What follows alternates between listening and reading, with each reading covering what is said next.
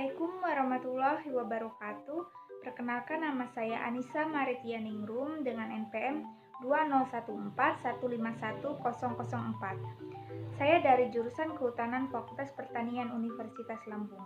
Nah, di sini saya akan mempresentasikan sebuah jurnal yang berjudul Model Hidrologi untuk Prediksi Banjir Kota Palembang dengan penulis Ayu Marlina dan Resi Andayani.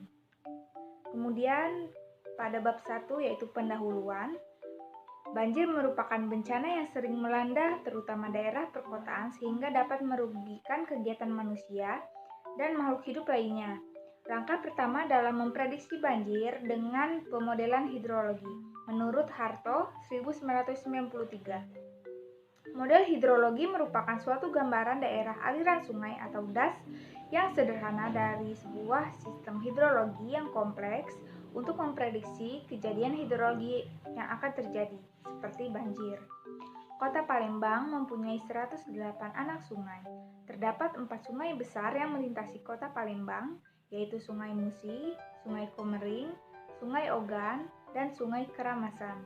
Dari 4 sungai besar di atas Sungai Musi adalah sungai terbesar dengan lebar rata-rata 504 meter dan lebar maksimum 1350 meter yang berada di sekitar Pulau Kemaruk. Palembang berdasarkan pembagiannya, wilayah terdapat 21 subdas, tapi hanya 18 subdas di Kota Palembang yang bermuara langsung ke sungai besar di Kota Palembang, yaitu Subdas Rengas, Lacak, Gandus, Lamlidoro, Boang, Sekenak, Bendung, Lawang, Kidul, Buah, Juparo, Batang, Seilincah, Keramasan, Kertapati, Kedukan Ulu, Aru, Siriguna, dan Jakabaring, serta Pelaju. Salah satu penyebab banjir di Kota Palembang yaitu pengaruh debit aliran dari 18 subdas yang bermuara langsung ke Sungai Musi, Kota Palembang. Penelitian ini bertujuan untuk menganalisis hujan, rancangan, dan menganalisis hidrograf debit banjir dengan bantuan program HAC, HMS 4.0 untuk memprediksi banjir berdasarkan periode ulang di Sungai Musi, Kota Palembang yang bermanfaat sebagai dasar dalam analisis lanjutan mengenai genangan dan bahaya banjir di Kota Palembang. Kemudian bab 2, metode penelitian. Jenis datanya yaitu data sekunder yang diperoleh dari berbagai instansi seperti BMKG, Dinas PU, PSDA, dan Bapeda. Data yang digunakan yaitu data pada tahun 2004 sampai dengan 2015. Kemudian bab 3, hasil dan pembahasan. Analisis curah hujan diperlukan untuk mengetahui besarnya intensitas hujan di Kota Palembang. Terdapat 6 sungai yaitu Stasiun Kertapati, SMB 2, Pelaju, Kenten, Trinanti, dan Gandus dengan data curah hujan harian maksimum yang terjadi selama 12 tahun yaitu pada tahun 2004 sampai dengan 2015, maka dapat dihitung curah hujan wilayah maksimum atau hujan ekstrim yang terjadi di Kota Palembang dengan metode polygon station seperti pada gambar 4 berikut. Nah, ini adalah gambar dari curah hujan harian wilayah maksimum pada Kota Palembang. Kemudian, uji kecocokan dilakukan untuk keempat distribusi frekuensi yang bertujuan untuk melakukan tes kecocokan pada setiap distribusi frekuensi yang telah dihitung sebelumnya. Uji kecocokan Smirnov Kolmogorov yang digunakan dalam penelitian ini. Dari hasil metode uji kecocokan Smirnov Kolmogorov, maka didapatkan distribusi dengan hasil yang terbaik yaitu curah hujan rancangan dengan metode normal karena memiliki selisih error yang kecil dibandingkan dengan metode lainnya. Intensitas hujan. Menghitung intensitas hujan dalam penelitian ini menggunakan metode Mononobe. Data yang dibutuhkan dalam perhitungan adalah data curah hujan, rancangan yang didapatkan dari analisis frekuensi yang dipilih dari uji kecocokan. Hasil yang didapatkan berupa kurva IDF, intensity, duration, frekuensi, berbagai periode. ulang dengan selang waktu 10 menit seperti pada gambar 6 di bawah ini. Nah, itu adalah gambar 6, yaitu gambar kurva IDF atau Intensity Duration Frequency.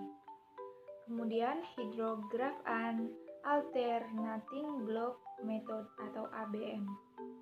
Dalam perhitungan banjir rancangan, diperlukan masukan berupa hujan rancangan yang didistribusikan ke dalam hujan jam-jaman atau hitograph. Data yang tersedia adalah data hujan harian untuk mendapatkan kedalaman hutan jam-jaman dari hujan rancangan dapat digunakan dengan metode distribusi hujan. Kemudian yaitu analisis hidrograf debit banjir. Analisis hidrograf debit banjir dilakukan untuk mendapatkan debit banjir untuk setiap subdas yang bermuara ke Sungai Musi Kota Palembang dengan periode ulang 2, 5, 10, 25, 50, dan 100 tahun. Metode yang digunakan dalam menganalisis hidrograf debit banjir di subdas Kota Palembang yaitu metode SCS atau Soil Conservation Service dan Shinder. Kedua metode itu dilakukan permodelan dengan bantuan HEC HMS 4.0. Kemudian yaitu metode Shinder. Pemodelan dengan metode Shinder digunakan untuk 4 das besar di Sumatera Selatan yang bermuara ke Sungai Musi Kota Palembang yaitu Das Musi dengan titik outlet di Pulau Kerto, Das Keramasan, Das Organ, dan Das Komering. Daerah aliran sungai yang bermuara ke Sungai Musi Kota Palembang dianalisis berdasarkan topografi atau DEM dengan menentukan rumus titik outletnya. Nah, berikut ini merupakan gambar 8 yaitu peta DEM daerah aliran sungai Musi dan peta daerah aliran sungai Musi. Kemudian yaitu berikut ini adalah gambar 4 yaitu gambar peniruan pola aliran. Kemudian ada gambar 5 yaitu skema pemodelan hidrologi Sungai Musi. Dan ada gambar 6, itu gambar yang terakhir yaitu gambar hidrograf banjir subdas sungai Lambi, Daro, dan Batang. Kemudian kesimpulan. Yang pertama yaitu distribusi hujan dengan hasil yang terbaik berdasarkan metode uji kecocokan Smirnov dan Kolmogorov yaitu curah hujan rancangan dengan metode normal karena memiliki selisih error yang kecil dibandingkan dengan metode lainnya. Yang kedua yaitu curah hujan rancangan untuk periode ulang yaitu 2, 5, 10, 25, 50, dan 100 tahun dengan metode normal yaitu 100, 114, 121, 128, 134, serta 138 mm. Hidrograf debit puncak banjir dengan periode ulang 25 tahun terbesar dari 18 subdas di Kota Palembang yaitu subdas Lambi, Daro, dan terkecil subdas Batang yaitu sebesar 327,62 meter persegi dan 24,12 meter second persegi. Kemudian debit puncak banjir dengan periode ulang 25 tahun di 4 das besar yaitu Das Musi, Keramsan, Organ, dan Komering masing-masing sebesar 3.911,40 meter persegi, 3.301,34 meter persegi, 1.227,09 meter persegi, dan 1.386,35 meter persegi yang sangat berkontribusi besar terjadinya banjir di Kota Palembang. Kemudian berdasarkan hasil perbandingan antara debit hasil perhitungan dengan metode HSS, terdapat hasil periode debit kapasitas penampang, maka dapat dikatakan di Sungai Musi, Sungai Keramasan, dan Sungai Komering terjadinya banjir karena debit kapasitas penampang lebih kecil dibandingkan dengan debit hidrograf. Sekian, terima kasih. Wassalamualaikum warahmatullahi wabarakatuh.